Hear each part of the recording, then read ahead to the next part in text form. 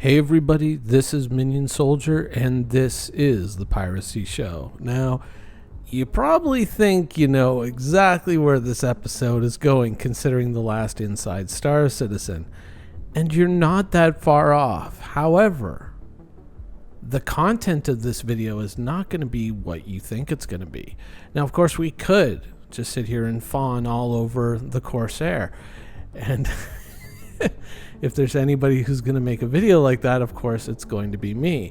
But there was something else in that Inside Star Citizen that you could be forgiven for missing it and missing its significance initially.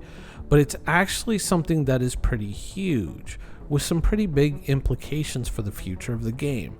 And that is CIG considering, not promising, considering making it so that gimbals can carry the maximum size weapon that the hardpoint will allow. So in the case of the Corsair, the maximum size of fixed weapons given the current system that you can have is 4 size 5s and 2 size 4s. However, if you want gimbaled weapons, which is weapons you can direct somewhat independently of the direction the ship is facing, you would have to downsize those weapons to 4 size 4s and 2 size 3s. Now CIG is considering, once again considering, removing that limit. Now that has significant implications in the game. Now some people might say, oh my god, it's just going to make the ship deadlier and it's going to make the ship more of a killer. And of course, you're all in favor of that, you know, you rascal, blah, blah, blah, blah, blah. No. You have to remember that while they're talking about this, they're not talking about a commeasure, or at least they not so far. They haven't stated that there's going to be a buff happening with the power generation and or a debuff to power utilization of these weapons.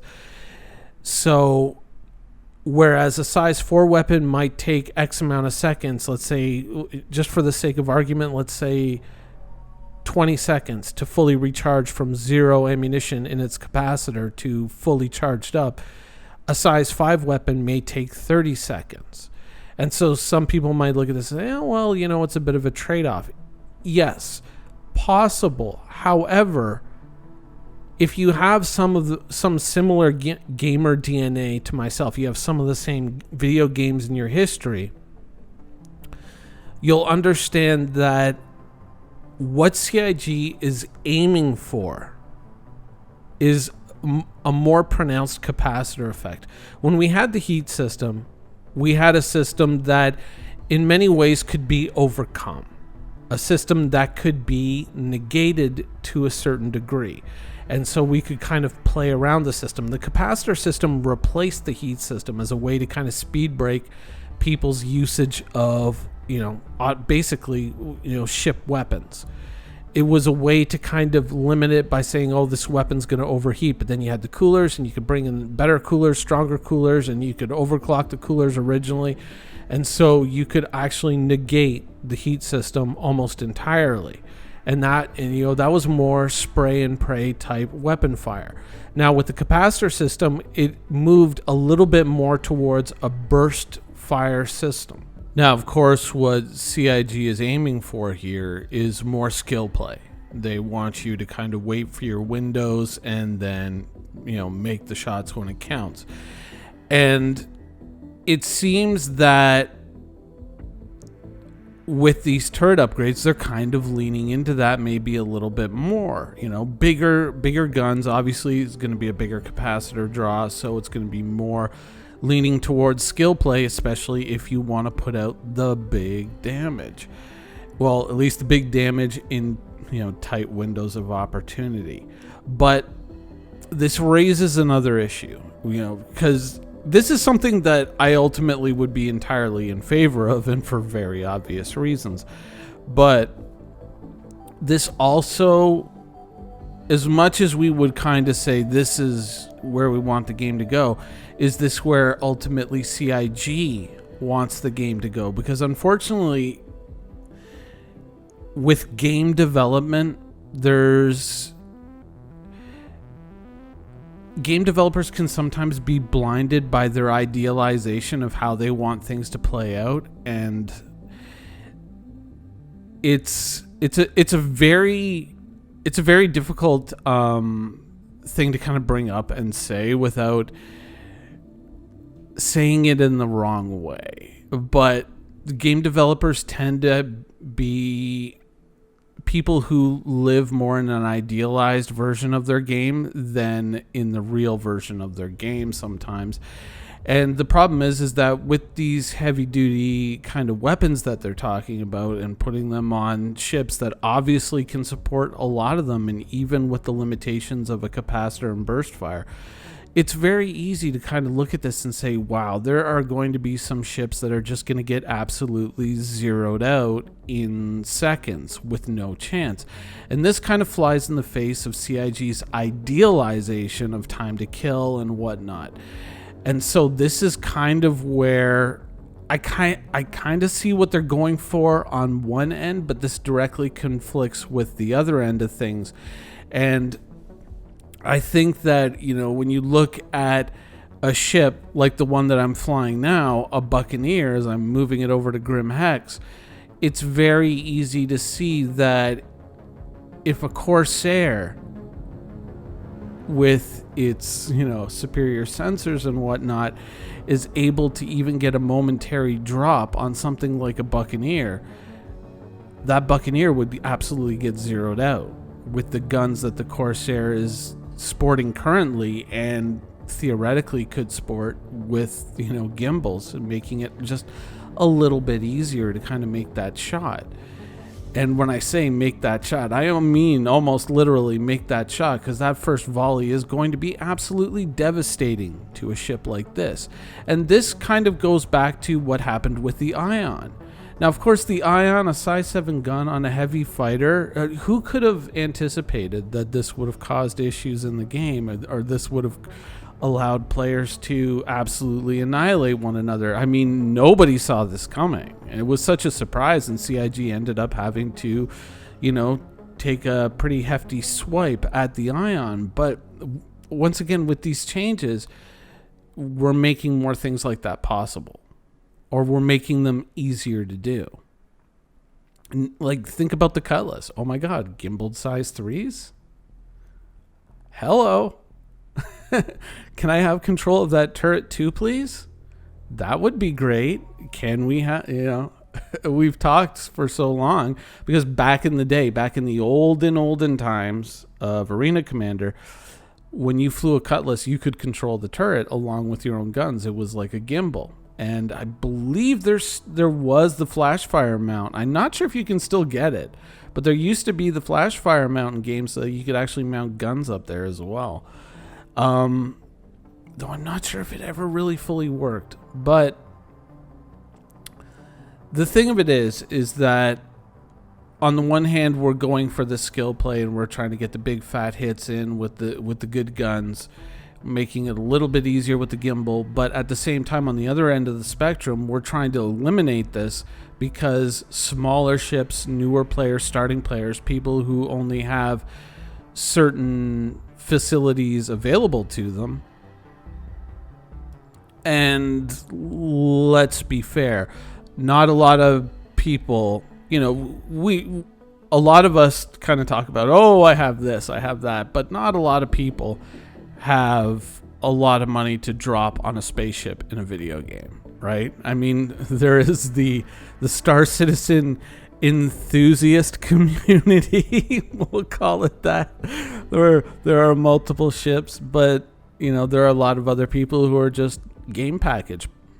And I would argue that there's probably quite a fair amount of people who are like singular game package, with maybe something in the $90 to $120 range, hopefully a Cutlass. And so there's a lot of these ships that are absolutely just going to get zeroed by larger, heavier ships now having access to these gimbaled guns. And this, that medium group of ships, that, the Constellation, there you go. You just upped your gun power too. You know, when you really think about what you can do with these ships and the fact that they became more powerful, and this is an area of the game that is very ripe for ship expansion. Remember, CIG is, this is a game that's going to continue into development for probably a little while longer. I kind of have a feeling that we're going to be here a while in the development phase of this game, a while yet. And that medium-sized ship, that area that's inhabited by the Corsair and the Constellation and the Star Runner and whatnot, this is an area that is heavily underdeveloped in terms of just straight up combat ships and exploration ships. So this is obviously an area that CIG is going to lean on in the future for more, for more ship development and for more income for themselves to continue the development of Star Citizen, though hopefully not too much more goes into Squadron 42. I mean, come on, but realistically, this is an area that's ripe for that development. There's going to be a lot more of these heavier ships coming in, and frankly, with these changes that they're proposing, they haven't promised, they haven't guaranteed, they haven't implemented, they're proposing, they're exploring the idea, but they're exploring it enough that they're willing to talk about it to the community, and maybe part of that is hopefully to elicit some commentary from the community. I'm a little concerned with that. And I know it sounds awfully weird coming from me, but part of having a healthy gaming community is making sure that there is a certain experience that you want to kind of maintain. And if these changes went through, if I were just the game package player in my, maybe I splurged and got an Aurora LN because I heard it was doing really well at one point, a long time ago. I would be very deeply concerned. And I mean, I'm even talking about like a Cutlass Black owner. Some of these things are going to be absolute, like Constellations and Corsairs especially. These ships are going to be monsters now. Absolute monsters.